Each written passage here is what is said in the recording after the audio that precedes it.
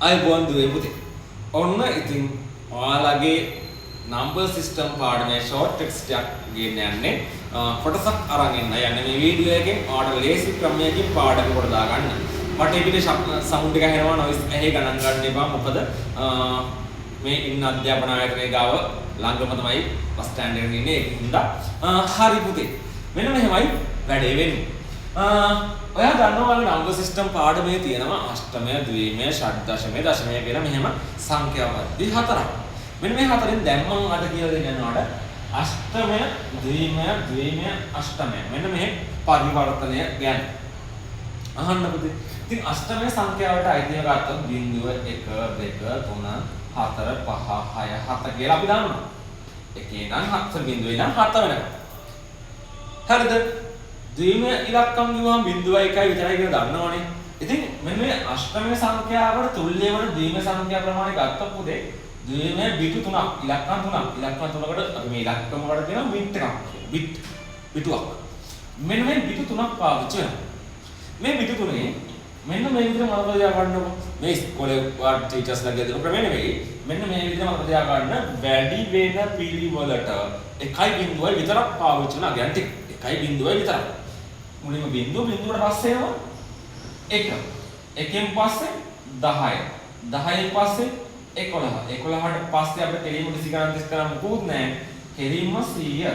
පස්සේ 101. 110. 111න් ඉවරයි. හරිද? අපි එක්සැම්පල් ගණනක් බලමු මැත් එක හදලා. අපි ගමුකෝ 546. පහ බලමු පහ බලන්න. පහ කියන්නේ 101යි. 4 කියන්නේ 100යි. 6 කියන්නේ 110යි. මෙන්න මේවා තමයි උත්තරේ වෙන්නේ එතකොට. හරිද? උත්තරේ එන්නේ කොහොමයි? මේ වගේම තමයි ඔයාලා ඉස්කෝලේ හරිද මේ ටීචර්ස්ලා කියලා දීපු කරන්නේ. හැබැයි මේක වෙන ක්‍රමයක්. හරිද? ක්‍රමය විතරයි වෙනස් වෙන්නේ. ගාන ක්‍රමය වෙනස් වෙනවා. ඉතින් මම මේකක් නෙවෙයි කියන්න හදන්නේ. මම ඊට වඩා තවත් පොඩ්ඩක් එහාට යන්න හදන්නේ වෙනස් දෙයක්. හරිද? අපි දන්නවා අෂ්ටමී ඉලක්කම් ඔක්කොම බෙදලා බිඳුවේ ඉඳන් 7 වෙනකම්. හරිද? ඔය බිඳුව මතක කරොත් අපිට නම්බර්ස් 7ක් කවුන්ට් කරන්න පුළුවන්. එකේ ඉඳන් 7 වෙනකම් 7ක්. බිඳුවත් එක්ක આવත් 8ක් වෙනවා. ඉතින් මෙන්න බලන්න ඇඟිලි 7ක් ගන්නවා නම් ඇඟිලි 7ක්. අපි මේ ඇඟිලි ගණන් කරන්න යන්නේ චොක්ලට් ෆින්ගර්ස් වගේ. හරිද? ගන්නකො ඇඟිලි 7ක්. ඇඟිලි 7ක් මෙහෙම අරගෙන මෙන්න මෙහෙම කවුන්ට් කරන්න. 7 වැඩි වෙන පිළිවෙලට 1යි බිඳුව. එහෙනම් එකෙන් පටන් ගන්න. බිඳුව මතක කරන්නේ කොහොමද? මුල මතක කරන්නේ බා මම කියන්නේ බිඳුව මතක කරන්නේ.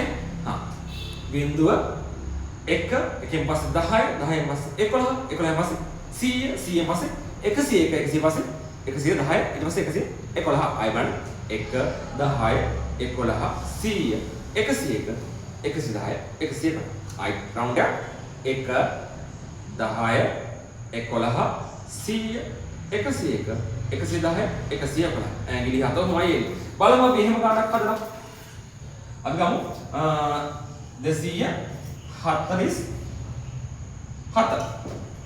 දෙක බලමු නේ 1 10 1 10 දෙවෙනි ඇඟිලි දැන් දෙවෙනි ඇඟිලි කියන්නේ 10 නිකන් 10 නේ බිඳුවයි 10යි ඇයි බින් තුනක් වෙන්න ඕනේ බිඳුවයි 10 4 1 10 11 100 හතරවෙනි ඇඟිල්ල 100යි එහෙනම් 100 එකද ලියාගත්තා 7 කියන්නේ අපි ගණන් ගන්න දෙයක් උන්නේ අන්තිමෙත් කියලානේ නේ 111 හරි මේක ඔයා ගණන් 10ක් විතර ප්‍රැක්ටිස් කරා නම් මෙන්න මේ විදිහට ආන්සර් එකට අක් ගාලා ගන්න පුළුවන්. ඒතර ඇඟිලි කවුන්ට් කරන්න ඕනෙත් නෑ. ඔයා මතකෙන්ම දන්නවා. 4 කියන්නේ 100යි.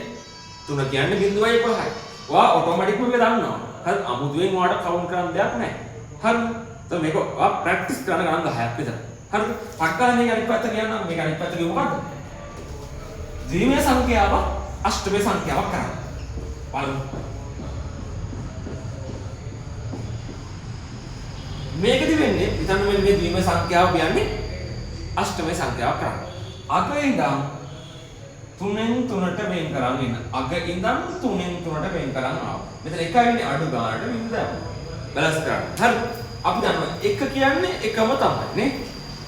10 කියන්නේ 1 10 දෙවෙනි ඇඟිල්ල. එහෙනම් අර 10 කියන්නේ 2යි. 111 1 10 11 100 101 110 111 7 වෙනි ඇඟිල්ල මේ නැතත් අපි දන්නවා අන්තිමේ එක නම් 7 7 කියන්නේ 111ක් දන්නවා අපි. හරි එහෙනම් එයා 7යි. බිඳුව කියන්නේ බිඳුව තමයි පුතේ 110. 1 10 11 100 101 110 6 වෙනි ඇඟිලි. එහෙම නැත්නම් ඔයා දන්නවා අන්තිම එක්කෙන 111යි. ඊට කලින් එක්කෙන 110යි. හරිද? එහෙනම් ඊට කලින් කියන්නේ අන්තිම එක්කෙන 7 ඊට කලින් එක්කෙන 6. එහෙනම් මෙයා 6යි අෂ්ටමය. මේ ක්‍රමය පොඩ්ඩක් try කරලා බලන්න. තේරුම් නැත්නම් ආයෙත් වීඩියෝ රිවයින්ඩ් කරන්න. බලන්න අපපාර ඔයාලට තේරෙයි කොහොමද කවුන්ට් කරන්නේ? ඇඟිලි 7යි බිඳුව මතක කරා වැඩි වෙන පිළිවෙලට 1.0යි. හරිද?